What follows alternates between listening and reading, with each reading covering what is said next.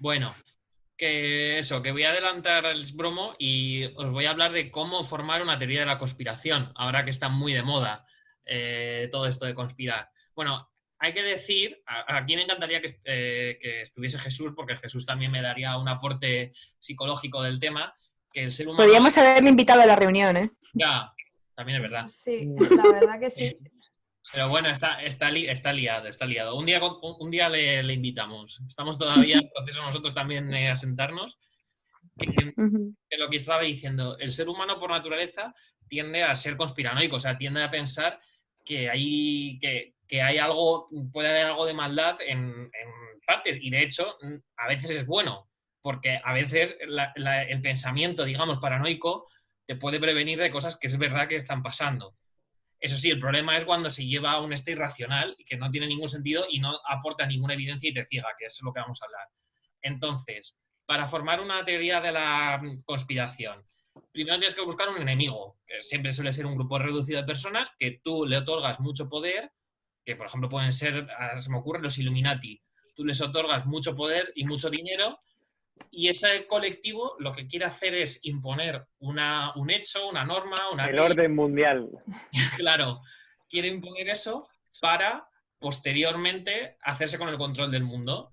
Entonces, os voy a poner otro ejemplo ahora que está con el coronavirus, la gente que está comentando que China ha implantado el virus aposta. O sea, se lo ha introducido en su propia sociedad, lo ha pasado, como estaba muy preparado, pues nos lo han vendido como que seguramente el gobierno chino esté mintiendo, pero que no lo ha pasado mucho y ahora el resto del mundo está jodido y China ya parece que lo ha levantado y ahora va a dominar y va a ser la primera potencia y se ha cargado a Estados Unidos.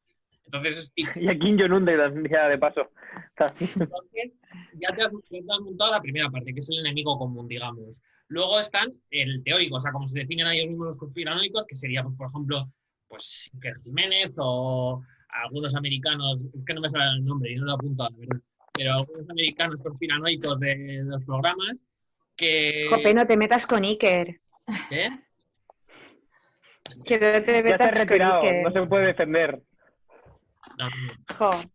Que los teóricos siempre tienen como la habilidad de ver el error. O sea, es que muchas veces me hace mucha gracia porque es como han plazado un plan perfecto y tienen un error que es como súper evidente, que no tiene mucho sentido. Pues, por ejemplo, yo qué sé, cuando el hombre fue a la luna, que en teoría no fue. O sea, montan un plan súper perfecto, que por cierto, además, lo más caro probablemente de haber ido a la luna probablemente sea crear la nave espacial que sea capaz de hacer eso. O sea, o sea, una vez que creas eso ya es más rentable ir a la luna, digamos. Pero como que montan un plan perfecto y luego tienen un error como es, por ejemplo, la bandera que se mueva, ¿no? Es lo típico. Entonces, el teórico siempre está dispuesto a encontrar ese error. Ellos mismos se ven como un ejército, como miembros de un ejército de luz que lo que quiere es dar luz a la oscuridad que están planteando otros.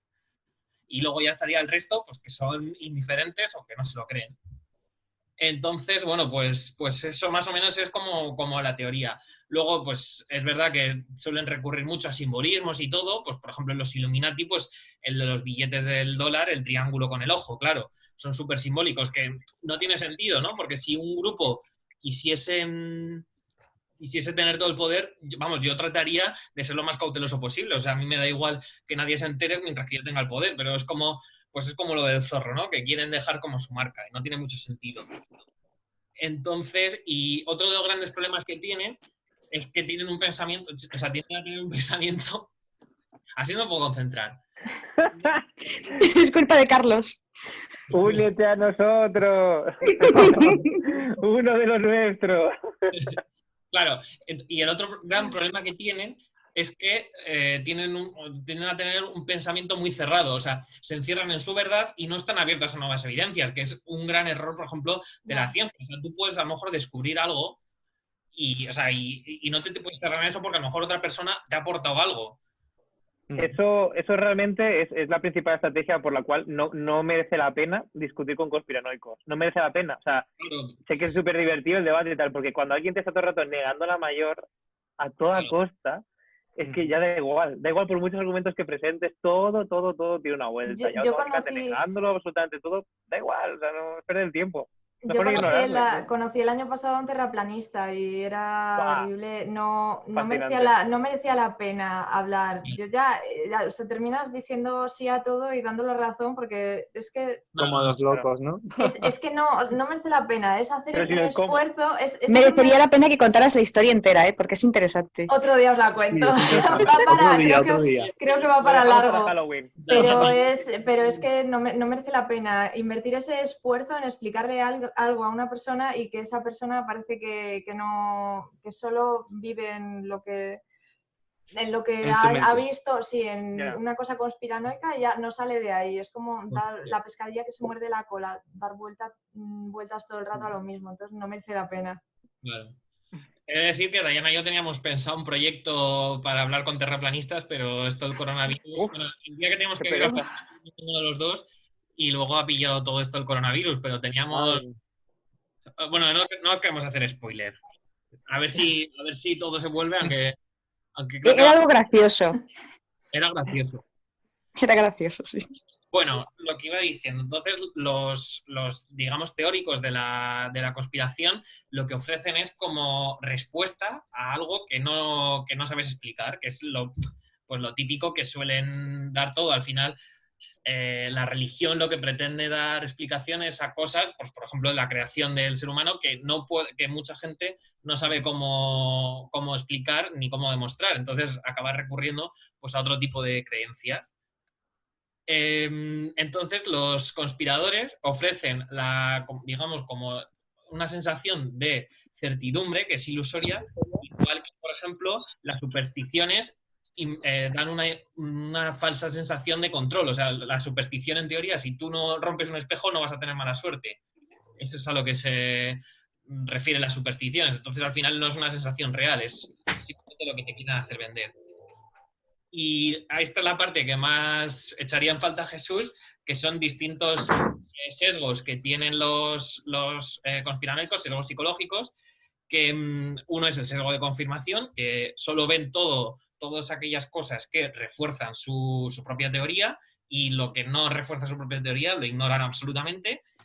Bueno, Sesgo- pero eso lo tiene mucha gente, ¿eh? Independientemente de que seas conspiranoico o no, ese sesgo lo tenemos Eso todos. está claro, eso está claro. Eso pecamos todos. O sea, solo ves lo que te refuerza tu teoría, lo que no... Exactamente, siempre tiendes a ir con gente que piense lo mismo que tú. Claro, claro. Luego también tienen un sesgo de correspondencia porque piensan que todas las acciones son deliberadas, o sea, no dan juego al azar, piensan que todo es un plan maquiavélico. Bueno, por cierto, de hecho, me acordé de vosotros porque estuve leyendo que una teoría conspiranoica del propio, o sea, que acusaban al propio gobierno de España de haber hecho aposta, ¿no? De lanzar, me ha salido bien, permitir la salida de los niños para que la gente se contagiase y como que tuviese más poder, o sea, como que era aposta, ¿sabes? Y también ha controlado la oposición, que ha salido todos a reclamar que tenían que salir los niños, bueno, una cosa loca. Ajá. Siempre... qué temita. A ver, yo como odio a los niños, pues evidentemente creo que los niños son un mal endémico, ¿no? Pero Jope, lo del odio a los niños, qué tajante. sí. Ahí lo dejo. Es mejor odiar. Tú también fuiste niño. Te odiaste a ti Pero mismo. poco. Pero yo era un niño Poco, viejo. no, era un odio selectivo. Sí, exactamente. ¿Cuándo tenemos a grabar, por cierto? Luego, otro sesgo que suelen utilizar los conspiranoicos, pues es el sesgo de que no existe la escala de grises, es simplemente o blanco o negro, o sea, o me crees al 100% o no me crees. Entonces, muchas veces la vida es que a lo mejor algo de lo que dicen es verídico, pero no solo es una pequeña parte, entonces te lo tienes que comprar como todo o nada, y eso no es así en la realidad. Y ya para terminar, simplemente las consecuencias, o sea, tiene consecuencias positivas a veces ser conspiranoico, porque muchas veces hacen cuestionar el poder político, que a veces está bien, porque a veces los gobiernos pecan de exceso de poder, entonces pues es mejor ser conspiranoico que borrego, eso estamos todos de acuerdo. O escéptico, ni una cosa ni la otra. Y escéptico sería a lo mejor la palabra ideal, me gusta. También como positivo que saca a la luz cosas que a lo mejor se están haciendo mal, pues a lo mejor no sé poner un ejemplo, pero piensas que el gobierno de España lo está haciendo todo mal y hay cosas que está haciendo mal, por ejemplo, desde mi opinión, y el ponerte que es todo una teoría para, pues, por ejemplo, para cargarse los abuelos y no tener que pagar las pensiones, pues no es verdad. A lo mejor están haciendo cosas mal y eso te permite tener un pensamiento más crítico. Y, por supuesto, promueven transparencia y honestidad, porque si hay un gran movimiento de, digamos, de conspiranoicos, el gobierno del país en cuestión tendrá que dar información y tendrá que ser más transparente. Eso como positivo.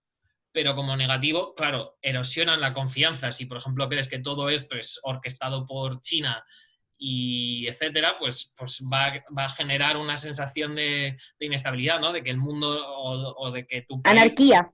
¿Qué? Claro, Anarquía. El descontrol si es demasiado.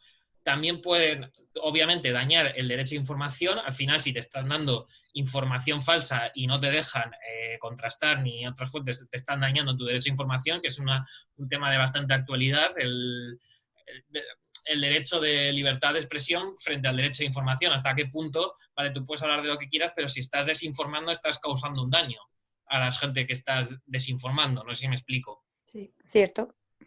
Y luego el otro aspecto negativo es que muchas de estas teorías, pues como he dicho al principio, pues se refieren a un pequeño grupo y que suelen ser bastante discriminatorias y a veces pueden ser racistas, porque, por ejemplo, pues hay gente que piensa que los judíos tienen el poder de control del mundo y habría que cargárselos o sea, que al final acaban excusando su racismo en la teoría conspiranoica.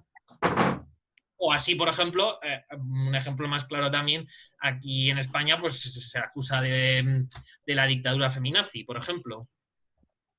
O sea, al final acabas como cambiando la realidad. Ya. No. Sí, pero porque al final cuando tienes un sesgo, sea del tipo que sea tu argumentación, pues bueno, va a ir en detrimento de otra gente. Claro, correcto. Y nada, más o menos Cierto eso es. las teorías de la conspiración que os traigo de hoy. Luego, si da tiempo, a ver cómo vamos de esto, pues os cuento cosas del coronavirus que también están relacionadas también con bulos y Yo creo que Rubén quiere hablar. Le veo como distraído mirando al techo. Distraído mirando al techo, todo lo contrario, estaba súper pendiente. Te lo juro, me está gustando mucho. Solo os digo que hay gente que piensa que el 5G ha causado el coronavirus. Yo Es no, verdad no. que lo que voy a hablar hoy tiene Pero relación unas con un cosas bulo muy del turbias, coronavirus, sí. pero fuera de... Pues nada, Ay, madre mía. yo ya con esto concluyo mi sección.